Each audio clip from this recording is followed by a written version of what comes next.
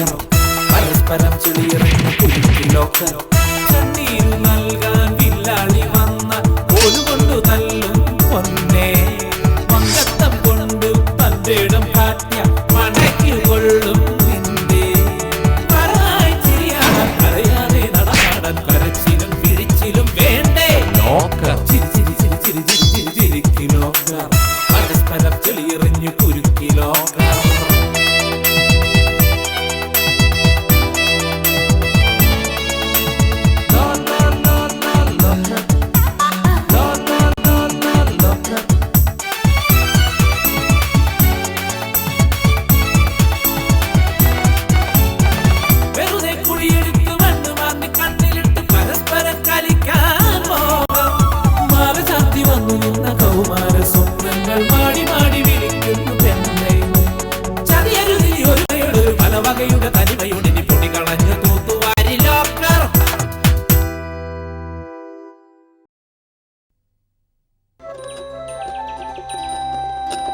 ഇത് നീലമംഗലം ദേശം.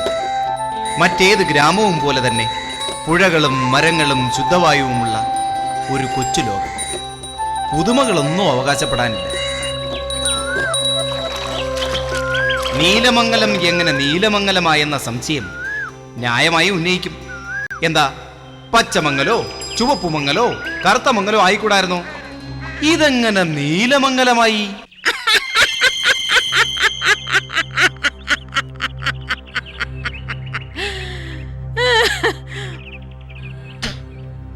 എടാ മക്കളെ, മനുഷ്യന്മാര് ചുമ്മാ തോന്നിയാസം പറഞ്ഞുണ്ടാക്കുന്നതല്ലയോ. നീലമംഗലല്ല, നീലിമംഗലം. പണ്ട് കൊശവന്മാര് കയ്യേറിയ മണ്ണായത്. അന്ന് മംഗലം വിട്ട് നടന്ന മൊഞ്ചും തഞ്ചുള്ള ഒരു പെണ്ണുണ്ടായിരുന്നു അവിടെ. കുശുമ്പിനും കുഞ്ഞായ്മയ്ക്കും മന്ദരം മാറി നിൽക്കും അവളുടെ അടുത്തുനിന്ന്. കുടുംബം കലക്കാൻ ബഹുമിടുക്കിയാ അവള്. അവസാനം സഹി കെട്ടി നാട്ടുകാരൊക്കെ ചേർന്ന് മംഗലം തലയിലെടുപ്പിച്ച് ഓടിച്ചോളെ. അങ്ങനെ നീലി ഓടിച്ചാടി നടന്ന സ്ഥലം നീലിമംഗലമായി. പിന്നെ പറഞ്ഞ് പറഞ്ഞ് വിവരദോഷികൾ നീലമംഗലം ആക്കി. എന്നിട്ടോ നീലി എവിടെ പോയി വല്യമ്മേ? പിന്നെ പട്ടിണി കിടന്ന് മടുത്തപ്പോ തന്നെ ചത്തുന്നാ കഥ. എല്ലാ തലമുറയിലും അവളുടെ ശാപം പേറി ആരെങ്കിലും ഉണ്ടാവുന്ന.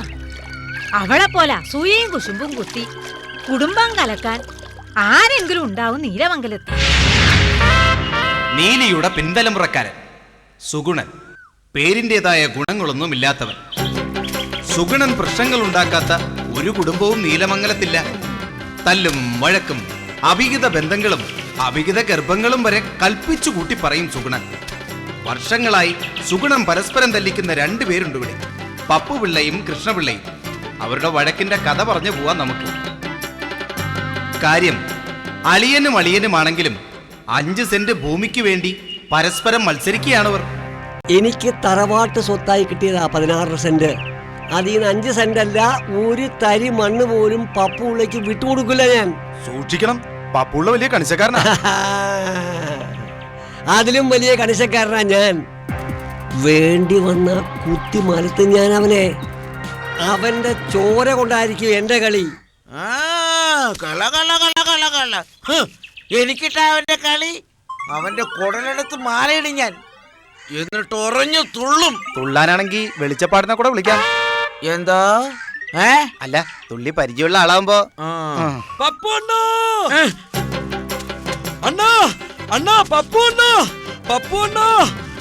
എന്താടാ റിമ്മിടിച്ച് വരുന്നത്? പ്രശ്നമാണ്, ഭയങ്കര പ്രശ്നം. അതായത് നിങ്ങളെ കൊന്നിച്ച് കത്തി നിലത്ത് വെക്കുള്ളൂ പറഞ്ഞാ കിട്ടാമില്ല. അതിന് അവന്റെ ചത്തുപോയി അച്ഛൻ വിചാരിച്ച നടക്കത്തില്ല. അതെ തന്നെ, ശരി, അത് ശരിയാ. ചത്തുപോയവരാരെയും കുത്തിയ ചരിത്രം ഇല്ലല്ലോ. ചത്തുപോയവരുടെ കാര്യം പറഞ്ഞോണ്ട് നിക്കാതെ അങ്ങേര് തട്ടാനുള്ള വഴി നോക്കണ്ട. കുത്തി ഞാൻ അവനെ മരത്തും. എന്നാ വേഗം ചെല്ലും. 16 സെന്റ് പുരയിടത്തിലേക്ക് പോയിട്ടുണ്ട്, കിട്ടാവില്ല. ഇങ്ങോട്ട് കുത്തുന്നതിന് മുമ്പ് അങ്ങോട്ട് പോയി കുത്തണ്ട. വാവില്ലേച്ചാ, കുത്തെങ്കിൽ കുത്ത്. അവന്റെ ഒരു കത്തി ഉണ്ടോടെ? ഉണ്ടെണ്ണ, ഒരു വലിയൊരു മലപ്പുറം കല്ല്.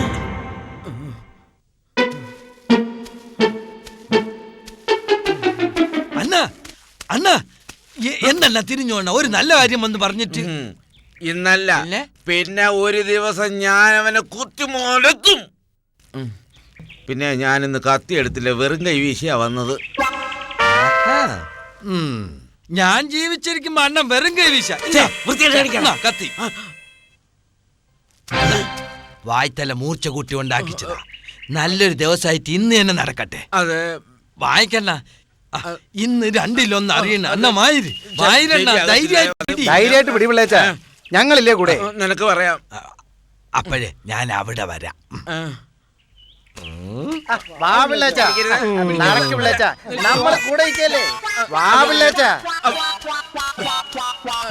ഞങ്ങളില്ലേ.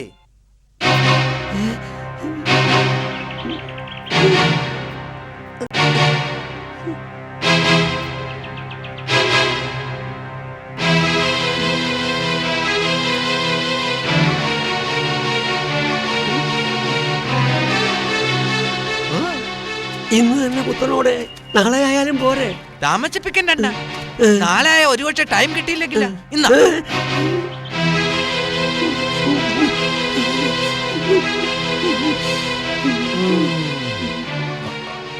അങ്ങൊന്നിന് പേടിയാണോ?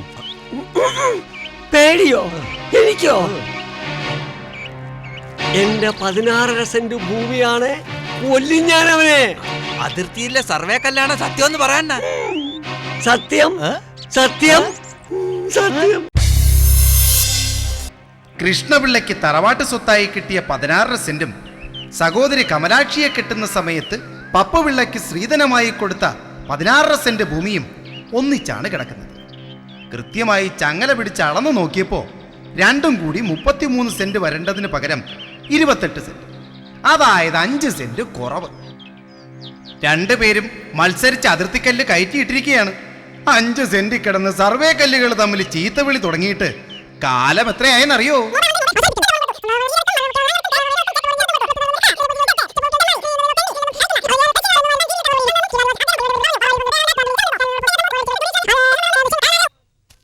ഇവന്മാര് ശരിക്കും കുത്തോടോ സുഗുണ?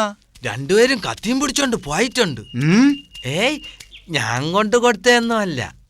ഞാൻ പോലീസിന്റെ തൊപ്പി വെക്കുന്നിടത്തോളം കാലം ക്രമസമാധാന തകർച്ച ഉണ്ടാവാൻ ഞാൻ സമ്മതിക്കില്ല. അതിപ്പോ അണ്ണനിപ്പോ സ്വൽപ്പി ഇല്ലല്ലോ. എനിക്കറിയാം. അല്ല അണ്ണൻ കക്കൂലി കേസിൽ ഇപ്പൊ സസ്പെൻഷനിലല്ലേ? തെറിച്ച തൊപ്പി തിരിച്ചു വരുന്ന കാണണോ നിനക്ക്? പിടിവിടണ്ണ എനിക്കൊന്നും കാണണ്ട. അയ്യോ ദേ നോക്കണ്ണ, അണ്ണന്റെ പഴയ ലൈന്. ലൈനു? മെമ്പർ ശശാങ്കന്റെ കെട്ടിയോ വനജാക്ഷി. അണ്ണന്റെ പഴയ ആളല്ലേ. അണ്ണന്റെ ടൈം.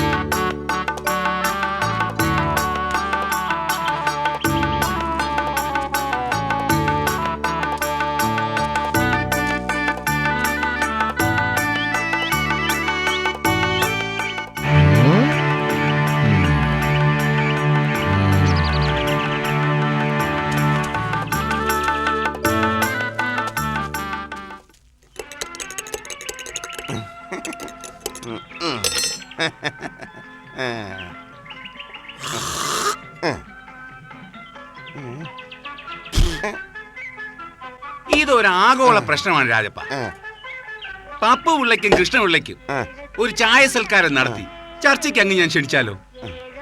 എന്തൊരാഗോളം മെമ്പറേ. ടാടാ വാടാ പോടാ ജിംജാം ഇതുകളൊക്കെ കേട്ടിട്ടില്ലേ മെമ്പറെ? അത് ആഗോള പ്രശ്നമല്ലേ? മെമ്പർ എന്തൊരറിയുന്നു? എന്തെന്നറിയുന്നു? ഈ നാടിന്റെ സ്പന്ദൻ അതിന്റെ വളർച്ച.